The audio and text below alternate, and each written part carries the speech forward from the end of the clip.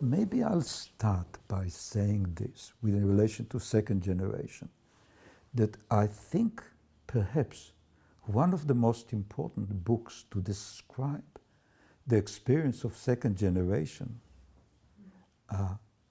was not by any professional person, but I think it was by a woman called Helen Epstein, who was a journalist, and she goes and she interviews second generation people, and they share their experience with her. And that's a very important book about the experience of being the child of survivors. Now,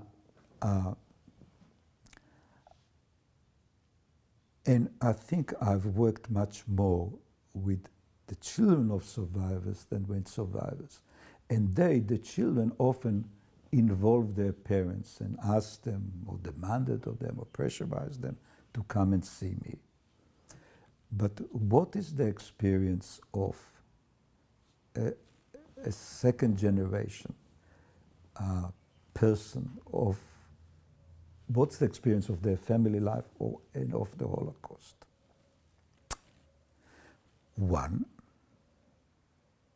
that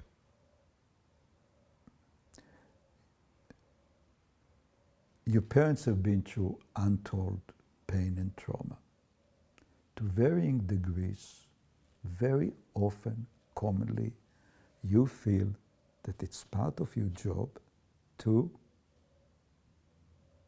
make it better for them, to help them, to heal them, to repair them. And by and large, the tragedy is that you can't. What can you do? There is also a huge expectation that you will do good. How do you do good? You know, the joke about when you ask a Jewish mother, how old are your children? She says, the lawyer is 2 and the doctor is 5. But when the Holocaust survivor, just to be an ordinary doctor or an ordinary lawyer is not good enough, either to her or to the children themselves. That the way they experience their parents' expectation of them was that they needed to succeed. They needed to do exceptionally well. And at the same time, to heal the wound. Now, the way I read it, the way I understand it is this. By and large, you were not able to heal the wounds. Your own or your parents. So what do you do then? You compensate for that by succeeding more. So you're professionally more successful, you write more books, you make more money, or whatever it is. And that, by the way, is a similar experience for the parents. They were not able to be as good a parent as they would have liked to. They couldn't have been as communicative. They could not offer as good an intimacy, to be as nurturing, as loving, as tender as they would have liked to. So how do you deal with it then? You make up for it by giving more in practical ways, material ways, as it were. And that applies to both parents and children to varying degrees. But one other thing that also, it's important to say that the daily life of a child of second generation is colored by the Holocaust. It's not some obscure thing, it's the daily life, by which I mean a young man in his 20s is sitting in the chair that you are sitting now, Pauline, and he cries bitterly. He cannot stop crying. Why? Because his dog died. He is devastated. Why is he devastated that his dog died? He goes to school and he's very, very lonely. Why is he so lonely? He is raised by the grandparents who have been through the Holocaust. His parents are too busy working, they cannot look after him. And they are inappropriate in the way they behave towards him.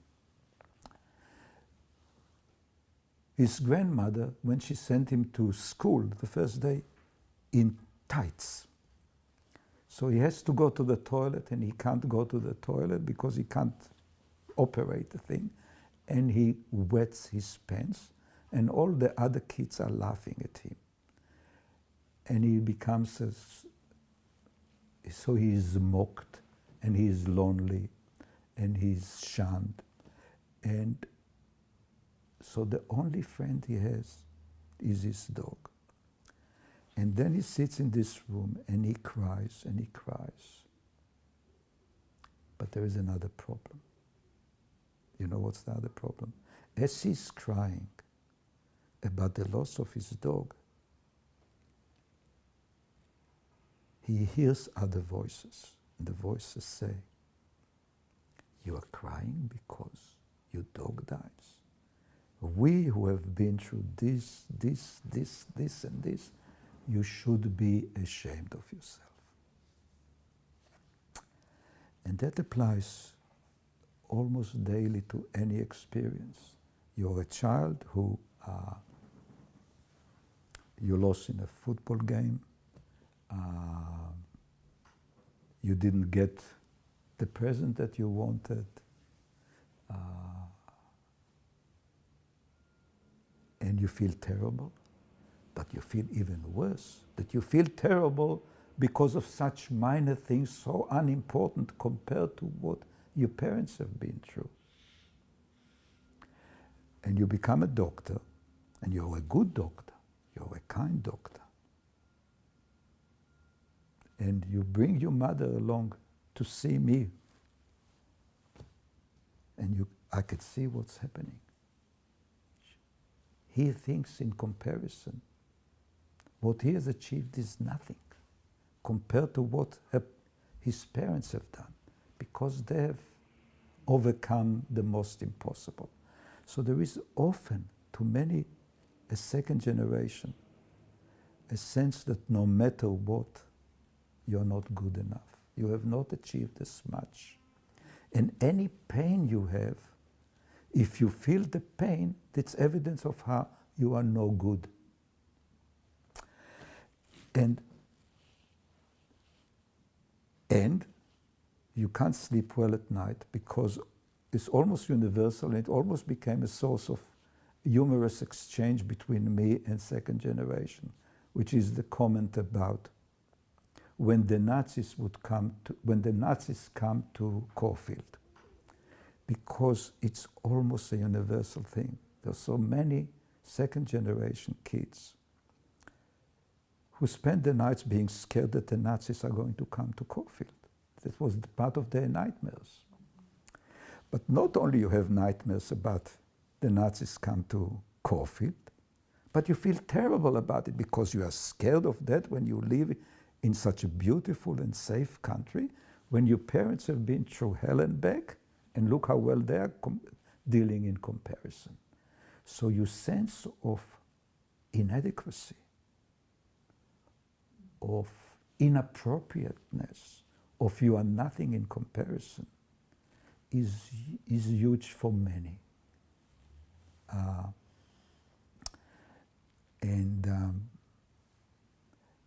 And I'll tell a story about that. A mother and a daughter come to see me. And the daughter is very angry with her mother because she did all sorts of bad things to her as a mother. And amongst the things she says to me, that So I asked for some examples, and she gives me one example, which was this, that when I went out on a date for the first time, my mother said to me, "Be careful." And I said, "Tell me, what do you think she should have said to you?" She said, "She should have said to me, 'Have a good time.'" To myself, I think, I know many mothers who have not been through the Holocaust. Probably any mother of my generation would have said that to her daughter, because she would say, "You know what men are like," etc. But to this daughter, it was devastating. Why was it devastating? Because it captures the anxiety that was part of attitude to the world at large, that you have to be careful, that there is danger everywhere, which stopped her from being able to enjoy herself. The mother responds by saying, "I'm sorry. I didn't know how to be a mother. I was a child in Auschwitz. When they discovered me, I was a pack of bones. They thought I was dead, and then they saw some movement and revived me. I'm sorry." And I could see this daughter was not able to forgive or maybe even understand her mother at one level. And one of the things that has puzzled me, and I've struggled a lot, is to understand that fully the difficulty of the daughter. And it goes beyond. I'm just giving one example. And now the way I understand it is this. One, that the mother understood fully the context in which she developed her difficulties. She knew what the Nazis did to her. She was there. She saw it and experienced it. The daughter didn't. The daughter didn't know enough to understand what happened to her mother, and therefore indirectly to her. And there was another problem, and that's bigger.